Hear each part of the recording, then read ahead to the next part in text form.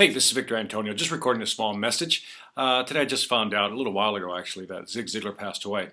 Now, many of us have been influenced by Zig Ziglar for many years. I saw him for the first time in 1995.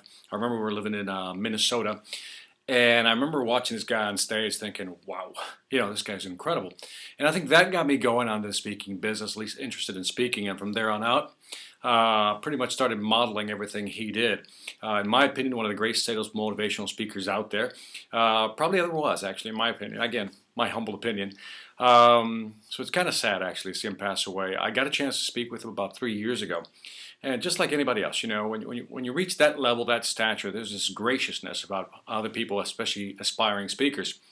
And so I remember somebody had told him, I was speaking with him at the Get Motivated seminar, and somebody mentioned to him that I was just like this, this mega fan. And in fact, I included him in my movie. It's called The Motivator. It was a documentary we did, and I talked about him and how influential he was in my life. And I remember the guy said, no, he doesn't have time to meet with you. Sorry, can't meet with you. Then about half hour later, he gives me a call and says, hey, Victor, guess what? Zig Ziglar said he'll meet with you. I told him about the movie, and he'll meet with you. And so sure enough, I remember I made a beeline to where he was at, took me backstage where he was at. I had spoken earlier, and he was going to speak later.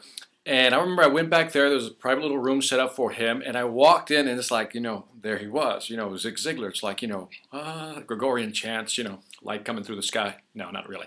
But it was like, wow, I was stunned. I didn't know what to say.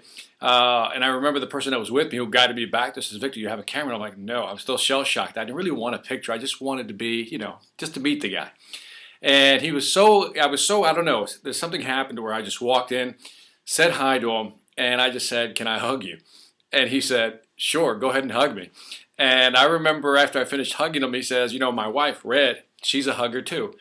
And so I'm like, why not? So I hugged her too, and I thought that was so cool. So we got a chance to take a picture. Again, very sad that he's passing, and I'm bummed out. I'm really depressed because, when you listen to this guy, when you understand the message, and you just really start listening to how he presents certain things, you're just in awe how this guy does what he does, and he does it so well.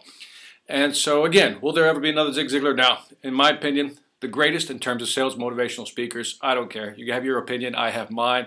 Zig Ziglar is the #1 guy. May he rest in peace. Take care.